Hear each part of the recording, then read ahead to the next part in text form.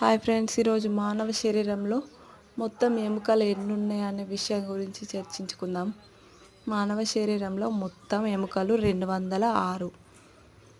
తలలో 22 ఉంటాయి, చెవిలో 6, 2 చెవులు కలిపి 6, ఒక చెవికి 3, నాలుక దిగువన ఒక ఎముక, భుజాల వలయం 4, లెఫ్ట్ సైడ్ 2, రైట్ సైడ్ 2, చేతులు 60, రైట్ సైడ్ 30, లెఫ్ట్ సైడ్ 30,